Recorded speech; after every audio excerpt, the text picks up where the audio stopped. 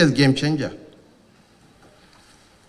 especially for the poor, because the young ones, at their formative stages, food is very essential in the formation of their brainware. So it's absolutely essential. We are with you, we'll align with you, we'll partner with you towards meeting our global objectives. Thank you so much. Thank you very much, Your Excellency. And along the same themes, Your Excellency, Prime Minister of Niger, talk to us then about your country's challenges, your experiences in mobilizing domestic and external financing to transform food systems in your country, and what other challenges you are facing along the route, and what is working as well. Merci beaucoup. Je vais parler en français. Donc, mettez vos écouteurs, s'il vous plaît. Merci, madame. Au Niger, vous savez, nous sommes un pays qui est très affecté par les changements climatiques. Et compte tenu de cet aspect, nous avons élaboré une politique qui consiste à assurer l'alimentation et l'autosuffisance en production agricole de notre pays. Cette politique que nous appelons l'initiative 3N, les Nigériens nourrissent les Nigériens, comporte tous les volets allant de la production agricole en passant par la commercialisation et allant jusqu'à la nutrition. C'est donc une politique complexe qui couvre à la fois la protection du sol, l'amélioration des rendements, la connectivité au marché, la qualité de la production et également la qualité de l'alimentation. Nous avons, en accord et en collaboration avec la Banque mondiale et le FIDA, essayé de mesurer la part du financement qui va à l'agriculture. Il s'est trouvé que en 4 années, de 2019 à 2022, le Niger a augmenté de 70% son financement qui va en direction de l'agriculture.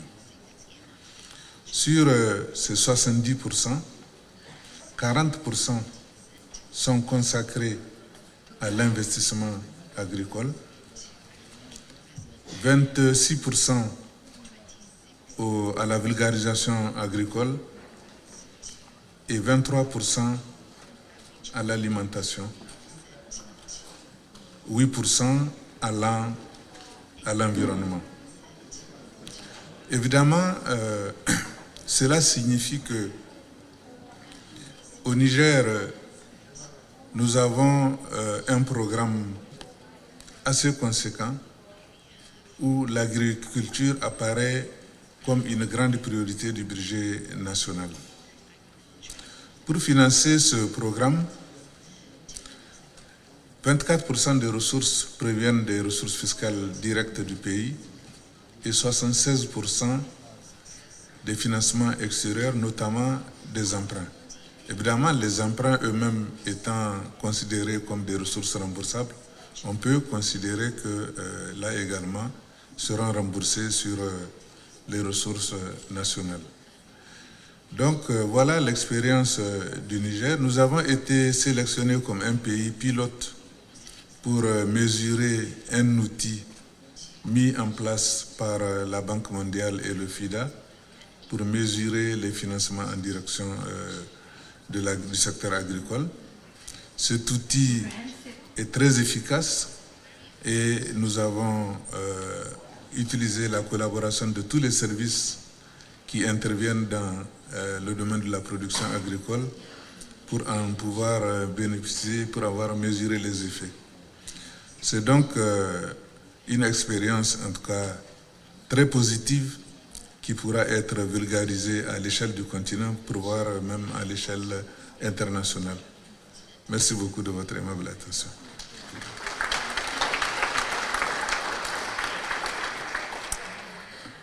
Thank you in in on a secret. I cannot tell you how excited IFAD and the World Group Bank are about this tool, and you have touched on it. We're going to elaborate on it in the second segment because it speaks to exactly what I was trying to say earlier, that we're not just talking, that there is a tool, it does work, there are solutions, and Niger is an exciting case study. We'll hear more from you about that later on. Thank you very much, Your Excellency. Let me thank you all, Your Excellencies, for getting us started today. I'm going to invite you to take your seats, to return to your seats. We thank you so very much for highlighting your country-specific circumstances, but also talking candidly about why we need to reform the international financing architecture. Thanks indeed.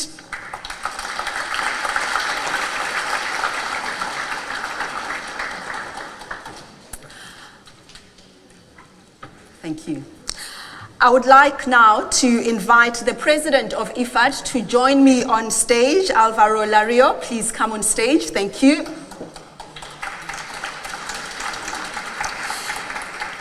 And to be a part of our conversation as well, Senior Vice President and Chief Economist for the World Bank, Indamit Gill.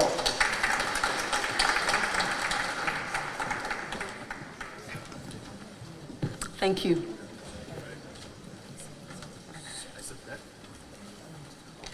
First, before we get started on the challenging issues on financing food systems transformation, I would like to get your impressions on what you heard in our first panel.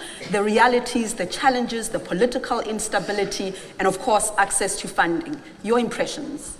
Well, thank you very much. Welcome to everybody. We're very excited about this summit after 2 years, and we're very much looking forward to further solutions and financing for many of these countries. Actually, we work in the 4 countries and we have very exciting programs in all of them, so it doesn't come as a surprise as many of the challenges as well as the opportunities we are seeing. One of the positive sides, I would say, from 2 years ago is actually that now we all speak the same language, and this language comes to the national pathways.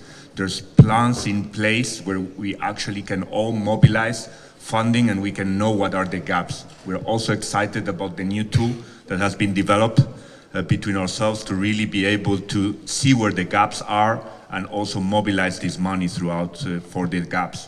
The Prime Minister, President, they were mentioning also how much it has changed during the last years. If we think about it, we have had further conflicts, a big war, we have seen a pandemic, inflation, so the challenges have been massive. At the same time, we have also been much more aware that we are all very interconnected and that the challenges that happen in one place in the world are affecting many others. So this also can bring us together. So we're very much looking forward to continue mobilizing financing and seeing how we can support and invest in many of these transformations. Thank you. Indamit, your impressions first. So I would also like to start by thanking IFAD and especially Alvaro for this excellent collaboration that has led to this session. And I was struck by what the leaders from African countries said. So I was struck also, ma'am, because before we get into the structural issues that are slowing down the food systems transformations, there are, so I just want to talk about a few things that make this problem very urgent, as my president mentioned. So in the first quarter of this year, we actually published the World Bank's Commodity Markets Outlook that reported that domestic food price inflation in emerging markets and developing economies was 20% in the first half of this year. And so you might ask, how is this consistent with all the reports that you're reading, that food prices were expected to fall by 8% this year and 3% next year and so on? And the reason is that when you read about global food prices in the Financial Times and the Wall Street Journal and so on, they are cited in dollars, right? But when consumers in countries like Niger, countries like Nigeria and Somalia and others pay, they pay in domestic currencies. So they pay in Pakistani rupees or Egyptian pounds or Ghanaian cedi, right? And so if these, so you can get food prices falling in dollars, but if these currencies have then depreciated, what you end up with is domestic food price inflation that can be massive. So for example, if you look at these three countries, Pakistan and Egypt and Ghana, they had among the five worst performing they had the five worst performing currencies in the first half of this year. They had essentially depreciation of more than 30-40%. Now, the other thing is, of course, that we are talking about falling inflation rates, right? But it means that prices are just going up more slowly, right? They're still going up, right? And so if you look at the global food price index in inflation adjusted terms, it will remain at the second highest level since 1975. Okay? So you have very, very high food prices. And the reason why it's the second highest is because last year was the highest. Okay? So you have very, very high food prices. So that is the reality of food prices. And we now have two or three things happening at the same time. The first one, of course, is the war in Ukraine and some of the changes that happened last week that will probably lead to an increase in the price of wheat. And then you have developments in Asia where you actually have bans on rice prices. And by the way, you can't even fault the governments for actually doing this because climate change is making yields drop over time. So we have these two agendas, ma'am. We have the first agenda is this immediate price increase thing. And the second, of course, is that we have the longer term structural issues, especially climate change, which is leading to these price increases over time. All right, so you've given us a sense of where we stand on financing food system transformation. But I guess the big question, especially the people who were mentioned in the first segment, the poorest of the poor, the people who are in the lower rungs of this ladder, they want to know, is the global community and the private sector, are they living up to the challenge of transforming the international financing system, of increasing financing so that food systems are indeed transformed? Are we rising up to the occasion here? Passing the buck, I'm going to come back to you. Alvaro? Well, let me start by perhaps answering the question on the cost, because I think it's very important. I think one of the messages I would like to give today is that the cost of inaction is much higher than the cost of action. We saw in the video we were discussing around the estimates of the World Bank of around 400 billion annually. But the costs that were also presented were 12 trillion. The 12 trillion, if you decompose them, you see 6 trillion in terms of public health costs. You talk about 3 trillion of environmental costs, 1 trillion in terms of food waste. So I think the numbers we're talking about are massive. And the type of investments that we need are also a fraction of that. We're talking, the tool will tell us later that we're talking around more than 40 billion per year in ODA, which is still a tiny fraction of the overall investments that goes to food systems. Only around 10 billion, 10, 11 billion to agriculture, 15, 16 billion going to emergency assistance. So still we see some imbalances. And I think the president of Somalia made it very clear that if we really want to take people out of hunger, out of poverty, we need also investments. We just don't only need assistance. When you're talking about the poor, that's something that we very much stress. It's not enough with having investments or with giving food aid. Those investments need to be very much focused on pro-poor rural policies, on the bottom 20%. And this is starting to be understood by many of the big international financial institutions. It's being understood in many cases by governments on the bilateral aid. We need to focus on investments, not only assistance, on investments on that bottom part of the pyramid. Any investment needs to make sure, when we're talking about access to markets, about value chains, how is it affecting the ones that are in poverty?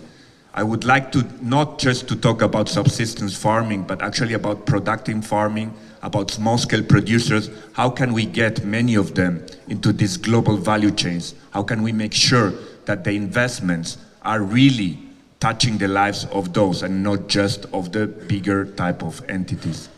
And how does the World Bank respond to that same question? So I guess in a somewhat complementary way, which is that, so I've been speaking with my colleagues in the agricultural global practice, and they tell me that the world spends about $800 billion each year on public support to agriculture, right?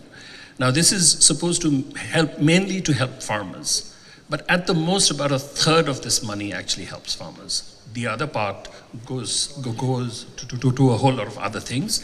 And because of the way this money is spent, it encourages practices that are inefficient for the farm economy, and it's bad for the world's environment. The other thing that my colleague Martin here, he tells me, is that just repurposing just 10% of this money, 10% of this money is a large amount, which is 80 billion, right? We can simultaneously do 4 things. The first one is we can improve food security, we can make healthy eating affordable, we can reduce poverty, and we can bring GHG emissions down by 40%. So the first time he told me this, my first reaction was, wow, you know, you can do all of this stuff just with 10% reallocation. But then the next question is how? And I think this is something that everybody has to get involved. The European Union, the United States, big countries like India and Brazil, and everybody else, right? Now, but the other point is that even if the spending is made better, the world will need another 50% of this, which is another 400 billion. So the total amount of spending that we probably need if we do this right is more than $1 trillion, because it's a huge task, it's a difficult task, right? Now, it's not easy, ma'am, it's not easy to make a case for more spending, right? So one area, for example, is agricultural research and development. So I read a really good report by the Gates Foundation recently that agricultural research is among the top 4 investments with the highest economic returns, along with education, quality, maternal and child health, and trade.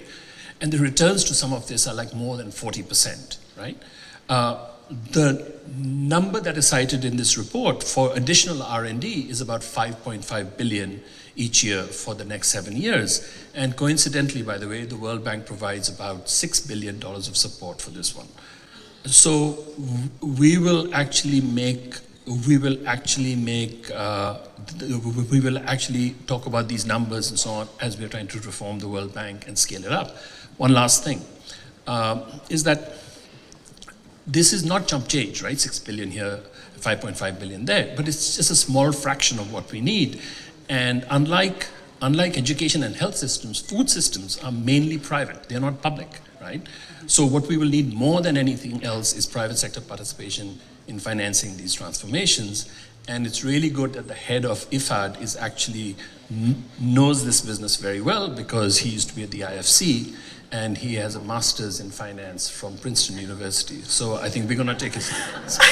He didn't pay him to say all these nice things about him. Okay, I'll tell you what, let's just get some help, just to scale up the conversation here, to find out what we need to do to complement traditional efforts to help partner countries in financing and transforming food systems. So to help us along with that conversation, I'd like to invite the president of the Islamic Development Bank, Mohammed Sulaiman Al Jasser, if you can join the conversation, please. Thank you.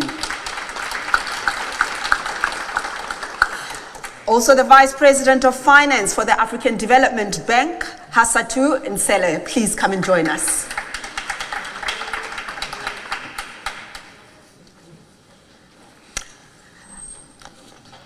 Let's start with the President of the Islamic Development Bank.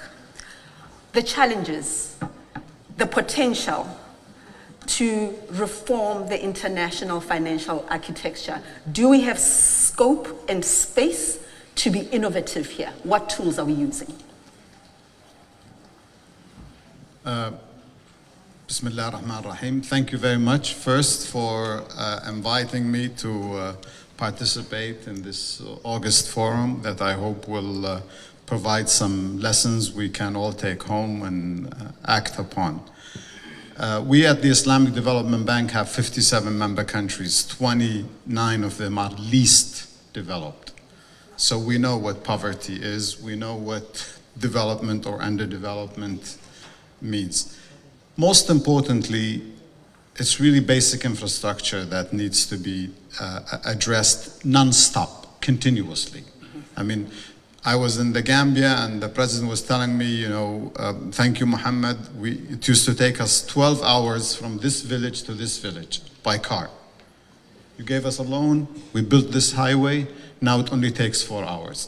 So it was transformational in terms of even moving food and people and all of that. Well, but challenges, as was mentioned, get multiplied with the climate change now. So the farmers are not only dealing with basic infrastructure or transportation, but climate change. We in the Islamic Development Bank, we work on the steady state requirements of our member countries, but also we take the crises that befall them unannounced, like the climate change. So we, with the Arab development institutions, we put together a package of $24 billion to help member countries finance their climate-friendly projects, be it in the renewable energy, be it in other areas. Of course, the food problem is a very serious one. You need the calories because before you can do anything else, be it education or what have you. So we put together also a package of $10.5 billion last July. Now it's been almost a year. And that is basically to finance, 1/3 of that is to finance restocking of basic foods and grains.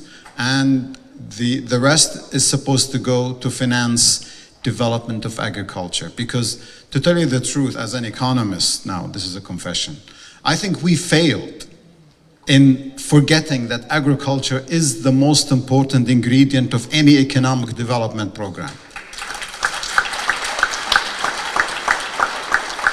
I mean, some very poor countries were spending money on steel mills when their basic agriculture is still not feeding its own people.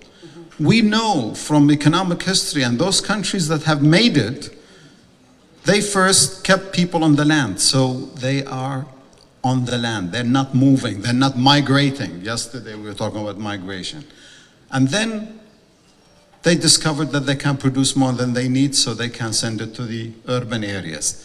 Urban areas now, they are fed, so they can get busy with industrialization. So we need to bring back that theme to our development paradigm and do it in collaboration. Not the Islamic Development Bank, not even the largest of us all, the World Bank can do it. I mean, the challenges are huge, but I can tell you, smaller collaborations that we have been engaged in have made a huge difference. We should not belittle those when we address them. And finance is only one element. It's a critical element, but I think collaborating and ensuring that we are on the right track, investing in agriculture and then investing in people's health and then investing in education is what will make all the difference. Going back to basics. All right, let's hear from the African Development Bank. We've talked about the need for innovative new sources of financing, but also recapitalizing, right? Recapitalizing the MDBs, the IFIs, so that we can attain these outcomes. Your thoughts on that? Thank you. It should be on. Is this working? Right? Is it working? Okay, very well. Thank you very much, and thanks, for having the African Development Bank invited here to discuss this very important issue. To the first question that you posed, yes, there are opportunities. There is to be had at the IFI level, at the multilateral development banks level. So basically, there was a group that was put together by the G20 in order to evaluate the strength of MDBs and the capacity to respond to the global development challenges. And multilateral development banks represent 60% of the non-concessional official financing architecture. But they've been asked to evolve. They've been asked to play a greater role in addressing the global public challenge, the global public issues that we're seeing, because they are, deemed to be well-placed and uniquely equipped in order to do that. And financial innovation is one of the key aspects of this, because as you said, rightly, yes, we need all those policies, we need all those initiatives, but you need to have the resources in order to be able to implement them. And so financial innovation is at the center. And I'm very proud to say that the African Development Bank, we've been spearheading financial innovation for a very simple reason. We have a formidable mandate for Africa, and relatively our capital resources are limited. So we need to go beyond shareholder capital. We need to use financial instruments in order to catalyze more development into the continent. And it's in that spirit that we've collaborated with the Inter-American Development Bank and developed a solution for increasing or for rechanneling SDRs to multilateral development banks. Because the G20 had a very interesting quote where they say, right now, it is a time of great risk and great opportunities. And the SDRs present a great opportunities because basically, by lending to multilateral development banks, we, MDBs, multilateral development banks, will be able to have a leveraging impact of 3 to 4. So just imagine, $25 billion lent to the MDB system at zero cost to the SDR, taxpayer, is $100 billion of immediate lending capacity made available to our institution. So I like, what you said, it's no longer, let's not go to advocacy. Now, we need to move forward, go beyond the advocacy to go to action. This is exactly that. And it can be a game changer. The MDBs are uniquely placed, to play this role. And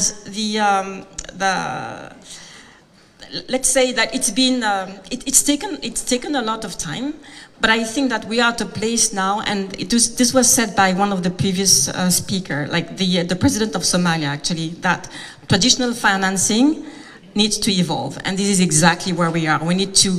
There needs to be a reset, because the SDGs are not going to be met in 2030. And at the pace at which we're going, they're not even going to be met in 2040. I'm sorry, that's the reality of it. So either we continue and say, have those visions about, how great we want to be, what the great things that we want to do.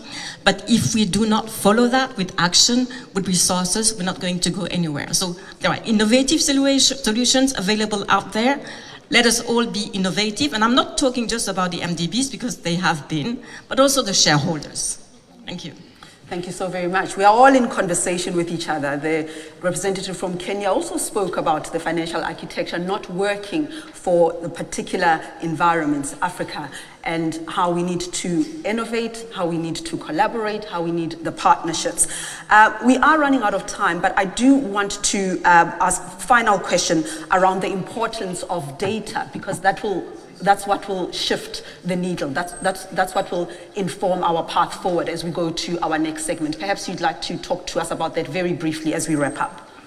Yes, thank you very much. So we will be launching we are launching the 3FS, a tool that will be measuring the flows in terms of food systems. Up to now, we had more of national budgets on agriculture, but we need to take into consideration the entire food systems, and this will make a big change. And I think the president of Islamic Development Bank was mentioning it. Food systems is not just about agriculture, it's about distribution, it's about transportation, it's about storage, it's about commercialization, access to markets. So all of this needs to be taken into consideration, and measuring how we can be able to invest in these areas, as I said before, so that they can also impact on the bottom of the pyramid. And these are the people that we should very much focusing on, making sure how we are investing and how it's transforming the lives and transforming the communities. For this, it's not just one sector, it's taking into consideration all of these sectors. And I think this tool will help in informing many of the policies, just as the national pathways have been also fundamental on seeing how we can channel the resources towards the specific budgets.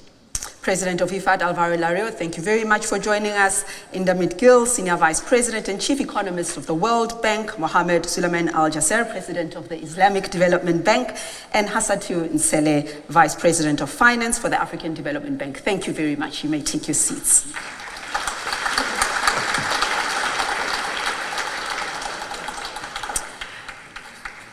And if I may ask for you to get ready as my panelists are leaving the stage, the Prime Minister of Niger, ministers of Peru, Norway, Secretary of State for France, plus the Gates Foundation, if you can prepare and come forward. The Prime Minister of Niger, His Excellency Mamadou Oumudou, if you can rejoin us, sir. And His Excellency Segundo Regulado, Vice Minister of Agriculture for Peru.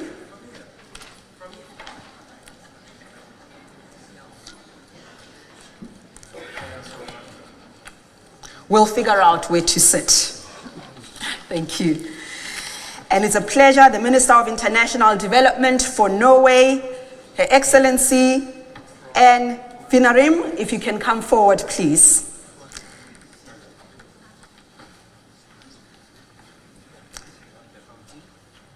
We have the Secretary of State for France. Norway, yeah. I like that you are so proactive, Secretary of State for France, Her Excellency Chrysula Zakharopoulos. Welcome. And of course, Roger Foris, Vice President of the Gates Foundation. They're exchanging business cards, I saw that.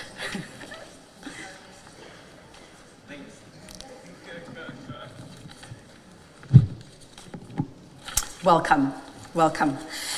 We've been hearing a lot about the case study, Niger, because it has been such an exciting development. It is a demonstration of what happens when we collaborate, when we partner with each other, and when we innovate.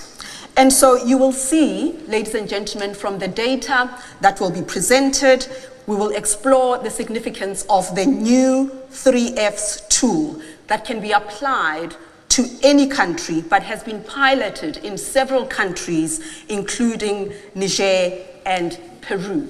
We will start this morning with Niger. I do want to spend just a few minutes talking through the data and what it tells us. It is one of the first countries in the world, together with Peru, that is piloting this innovative tool. IFAD and the World Bank have been developing it with other support from FAO, OECD, GAIN, ICA, and ITA, to help countries target and mobilize financial flows for food systems transformation. Now, the 3Fs aims to give decision makers like you real-time data on financial flows to food systems. I've been informed that the 3Fs are really based on the basic principle that impactful financing decisions are a function of both timeliness and quality of financial information. Let's just look at some of the results of the 3Fs prototype and what it actually means for Niger. It looks at domestic funding, and you've also heard about ODA, how this is being delivered to transform food systems. And we'll hear the question of Niger. Let us start with you then, Your Excellency. So the trend of government financing, you touched on it in your opening address. The trend in the spending of the government of Niger on food systems, despite a global context of crises that we've been speaking about, the war, we're just coming out from a pandemic. Niger has increased. It has actually increased domestic research mobilization, which is government spending to food systems, by 69%, almost 70% increase of the past 4 years. How did you achieve that? Merci beaucoup. Effectivement, le Niger est un pays qui fait face à de nombreux défis.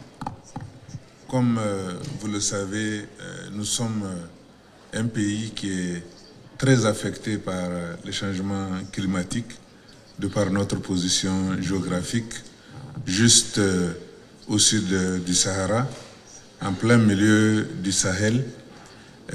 Et compte tenu de cela, avec l'élévation de la température, le Niger fait face à un défi énorme de changement climatique. À cela s'ajoute le défi sécuritaire, puisque vous savez que nous sommes un pays affecté par l'insécurité liée au terrorisme. notamment à l'ouest de notre pays, à l'est également, à la frontière avec le Nigeria. Et également, donc, nous sommes voisins des pays qui sont actuellement dans une situation assez difficile, notamment le Mali et le Burkina Faso. Malgré cela, nous tenons bon, effectivement, comme vous l'avez dit, comment se fait-il que nous puissions investir autant d'argent dans l'agriculture?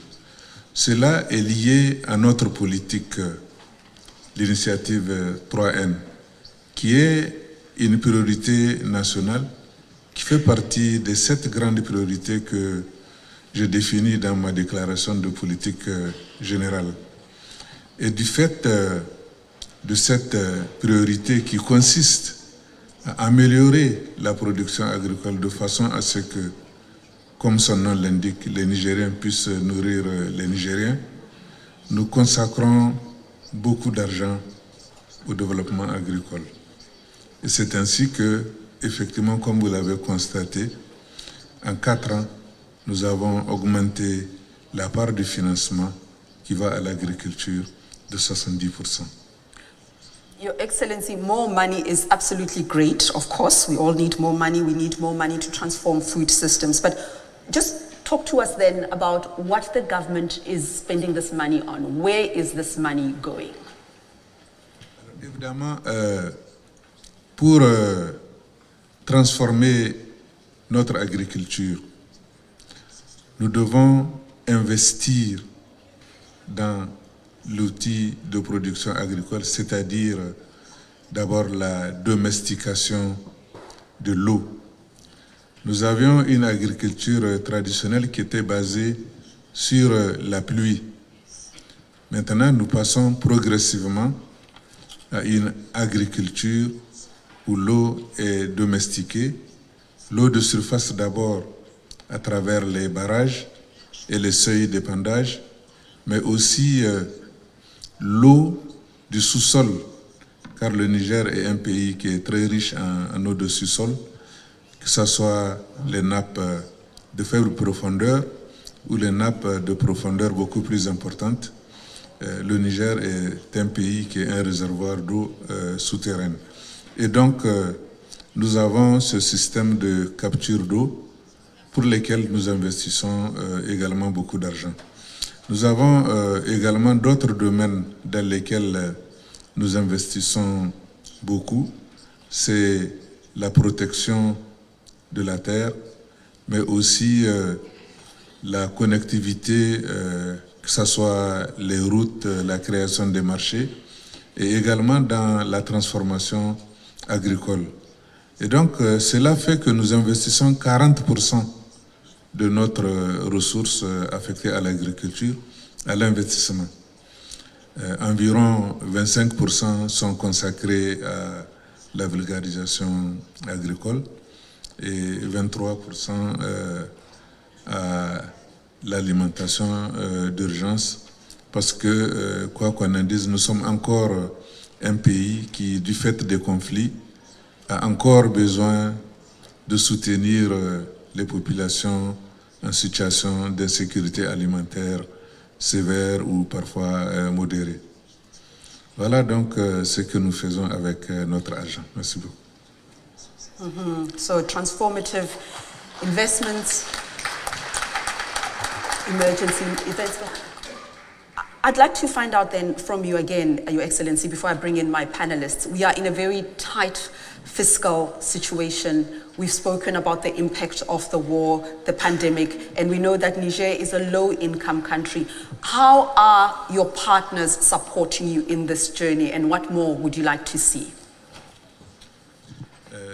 Effectivement, nous avons beaucoup d'appui de la communauté internationale, notamment les institutions multilatérales de financement comme la Banque mondiale, la BAD, mais aussi les institutions bilatérales comme l'Agence française de développement.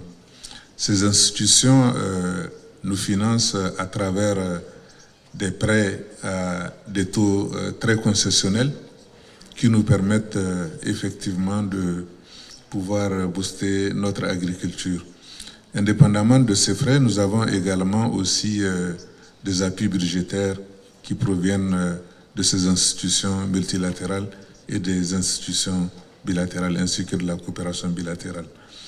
Donc, globalement, sur les financements que je viens d'indiquer, nous avons 75% qui viennent de la communauté internationale à travers les prêts et aussi à travers les aides bilatérales et multilatérales. 24 à 25% proviennent directement des ressources budgétaires nationales. Thank you, Excellency. Let's bring in Peru here. I understand that you are also piloting the 3FCs and actually considering implementing them at a regional level. How important is this data for you? Peru. Sí, muchas gracias. Qué grato y necesario tener estos espacios para poder compartir, debatir, compartir temas de interés nacional, regional, nacional, mundial, ¿no? Efectivamente, previo a esto quería comentar que el Perú en el año 2021 asumió el compromiso de transitar hacia sistemas alimentarios sostenibles, con el único objetivo de llegar al 2030 con la finalidad pues de formalizar y cumplir con el objetivo de desarrollo sostenible, hambre cero. Para ello pues estamos trabajando intensamente. Es cierto, el sector agrícola en el Perú ha sido fuertemente golpeado, hemos tenido el COVID, hemos tenido el tema climático. En los últimos meses, este año Perú ha sido fuertemente golpeado por el tema de las lluvias, las inundaciones, la sequía, las heladas. Sin perjuicio de ello, nosotros venimos trabajando y qué importantes son estas alianzas para poder pues sacar adelante el sector agricultura, ¿no? Lo comentábamos y siempre decimos, sin agricultura pues no hay alimentación, y Perú es un país que se caracteriza por brindar pues tema de alimentos a nivel regional y a nivel mundial. En dicho contexto, el uso aún inicial, incipiente de esta herramienta 3FS nos ha permitido hacer una primera aproximación respecto al gasto público destinado a los sistemas alimentarios, por lo que en esta primera etapa consideramos que es una herramienta útil. Sin embargo, cabe precisar y cabe resaltar que estas estimaciones aún no son las definitivas, van a haber pues variaciones, toda vez que en esta etapa inicial, este aplicativo, este programa, solamente ha contemplado lo que es el gasto del gobierno nacional. Aún no han considerado lo que es el gasto que se hace a nivel de gobiernos regionales, a nivel de gobiernos locales. El Perú, a nivel de la descentralización que venimos realizando, destina recursos importantes a los gobiernos regionales y a los gobiernos locales. Más del 40% están destinados a lo que es sistemas alimentarios. Entonces, consideramos que con esta data, con este porcentaje, estos resultados después, al finalizar, van a variar considerablemente. Entonces nosotros estamos seguros que así será y estas cifras iniciales que tenemos van a tener una variación significativa. Nosotros recordemos y quiero resaltar que el marco del proceso de descentralización, nosotros ya lo comentaba, tenemos más del 40% designado a lo que es gobiernos regionales y locales. La metodología utilizada en este aplicativo está destinada en 5 pilares: desarrollo agrícola y cadenas de valor, infraestructura para los sistemas alimentarios, nutrición y salud, asistencia social, acá en la que se incluye lo que es ayuda alimentaria de emergencia, tan importante en estos últimos tiempos, y medio ambiente y cambio climático. Los recursos nacionales son la principal fuente pues, de financiación de los sistemas alimentarios. Sin embargo, nosotros esperamos que el tema de la ayuda y la cooperación internacional logre incrementarse y lograr pues, esta importante intervención que tuvo prepandémica. Cabe mencionar que el principal pilar de asistencia social que nosotros tenemos por parte de los recursos del Estado pues, es respecto a la asistencia social en sistemas alimentarios en el Perú. Este financiamiento aumentó el año 2020 debido a los mecanismos de subvención, dado pues, el tema del COVID que se tuvo intensamente en nuestro país. I must come in there so we can get more comments. We get lots of contributions and lots of insights from the other countries. We thank you for sharing your experiences in Peru. Let us hear now from Norway. I understand, Minister, also that you also value the 3Fs. I mean, how important are they, especially in the context of the UN Food Systems Coordination Hub? Thank you so much, and thank you for inviting me to this very important and interesting panel, and I congratulate Niger and Peru on their very interesting accounts. Knowledge and information about how the financial flows are directed and channeled is essential for planning development progress. It's an absolutely essential tool if Norway, as a donor country, is to use our efforts in the right way. But, let us not fool ourselves. This is extremely complex.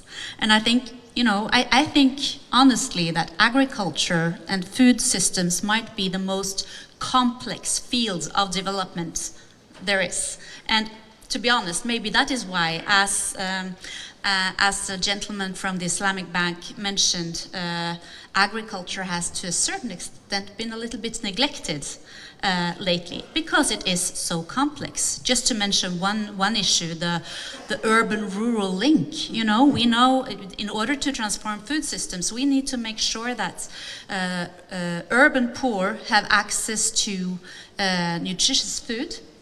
Well, in many countries today, that food does not come from the food producing sector around the cities because logistics is not there, etc. And so that is just to give one example of how there is such a multitude of investments that need to take place.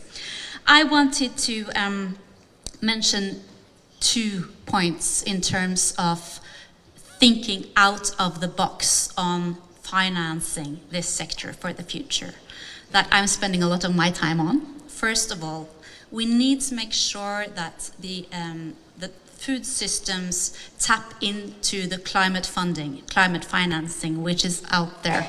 And I have huge expectations for the next COP to put this on the agenda. And that is because the agricultural sector, or the food systems, is both the problem and the solution in terms of climate, both mitigation and adaptation. So, and we know that there is climate finance out there, and I think that the food system transformation needs to tap into a lot more of that available financing. The second is how to get private investments also to the least developed countries, because every smallholder farmer is a potential businessman, and he's a private businessman. So how do we get investments out there? And I think there is a lot of potential still to investigate risk reduction measures. We have seen it working in other sectors, but there is still a lot of potential for me as a Minister of International Development to use that limited ODA funding to take off some of the risk of private investments so that they see it profitable to go into also difficult sectors like the food producing sectors and the food processing industries in least developed countries. Thank you. Thank you very much for your passion and strident position. Yeah. France's name has come up as a partner, and I would like to invite France then to comment on a theme that we touched on with the African Development Bank, recapitalizing MDBs and IFIs, leading to concrete examples. We want to see and know how you are a champion in this era. We need funding for IFAD. We need it all directed to low and middle income countries. Your comments, France. Merci. Merci beaucoup. Moi aussi, je vais parler en français. Alors, tout d'abord, je voulais dire qu'effectivement, la France est convaincue que les attentes des ODD impliquent une évolution profonde des systèmes financiers. Et c'est ça que nous avons aussi... c'est pour cette raison que le président de la République a organisé à Paris ce sommet pour le nouveau pacte financier. Et je remercie beaucoup parce que nous avons commencé tous ensemble, en s'aimant avec le président Ruto, le président Tinubu, le président Bazoum et beaucoup des autres, avec vous, Sir Alvaro. Et on va poursuivre cette mobilisation aussi au sommet climat de Nairobi. Qu'est-ce que je veux dire? Parce que c'est vrai, tous les interlocuteurs, ils ont dit que nous avons besoin, ça c'est un constat, de finances